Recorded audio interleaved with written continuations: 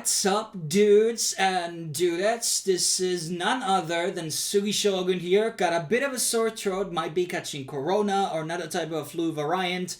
So my voice is not at its full strength, but it's not gonna be ultimately stopping me from doing this review on this brand new anime original series by Netflix that came out today called The Way of the Househusband, Gokushufudō in Japanese. Now, this is a 5-episode comedy series with a glimpse of slice of life there, following the main character named Tatsu, who is an infamous and feared yakuza boss who has gained the nickname the Immortal Dragon. But he has retired from crime life and now become a full-time house husband for Miku, who is Tatsu's wife. And Miku seems to be working like pretty long hours, seems to be a designer of sorts with a very strong work ethic, and is poor at like house managing stuff overall, and she's secretly also an otaku and has a daughter, but that daughter is not actually shown on these first 5 episodes.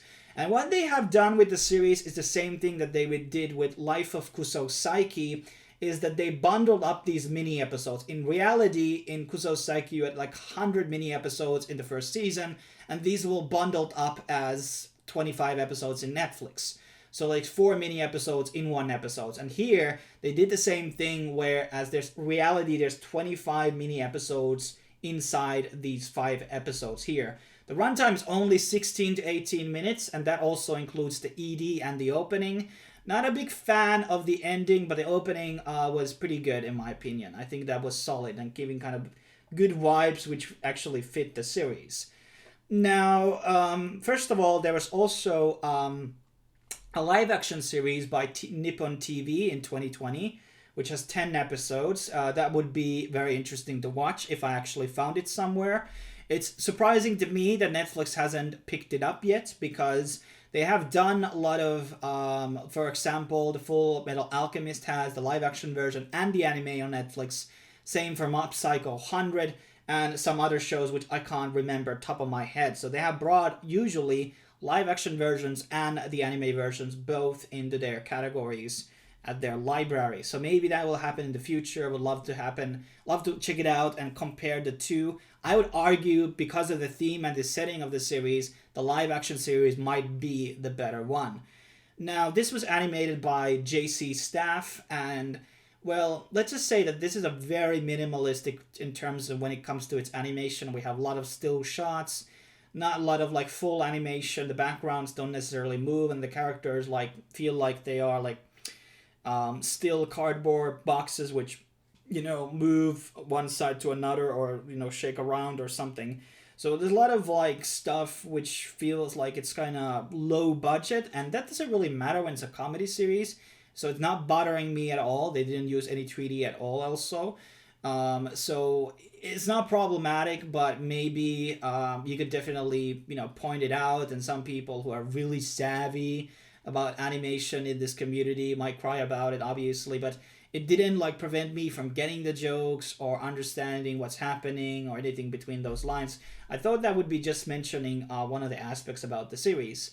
And there's also one of the points where I think why the live action is probably better, because the animation is very indeed limited in this series. Now, the comedy I think is very similar to Kusou in a lot of ways. It has to do with like former yakuza members meeting the Immortal Dragon and thinking that he's still a yakuza, and then there's some misunderstanding about something to do with cooking and stuff like that, and there's a couple of fight scenes also, but ultimately this is I think the writings on them are kind of clever, but I never was a guy who really found Japanese humor particularly funny. It's more, I don't know how I would describe the Japanese humor as a genre. I'm just more into like black comedy, and there are a couple of black comedy shows like Yondemasu Azazel-san. That was something that I found truly funny.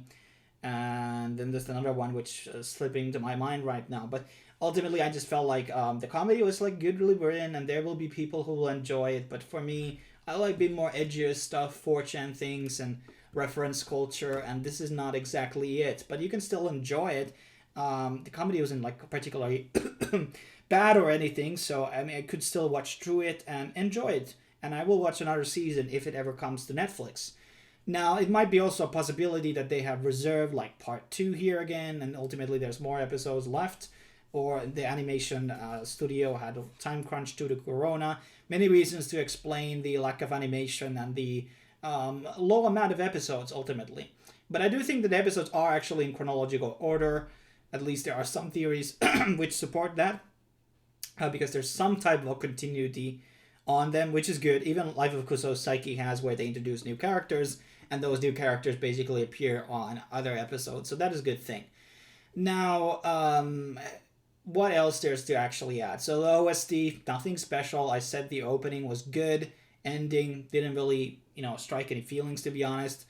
I also felt that this was kind of like a series that Netflix kind of would go for, because they did the Kogudol's, the whole, where the Yakuza do a gender swap, so they obviously like this LGBT stuff here in Netflix, and they love cock males. They love this sort of a weak male thing.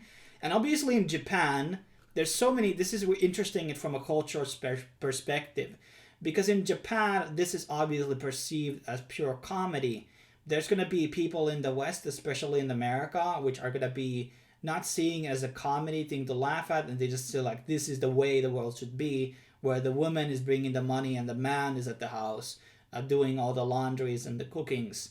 So it is sort of like there's a beta culture enforcement at the same time when you do this comedy thing. And that was the same thing with the Kogudolls as well. I think the kind of same type of a narrative that the Netflix doesn't really care how they perceive it into Japan.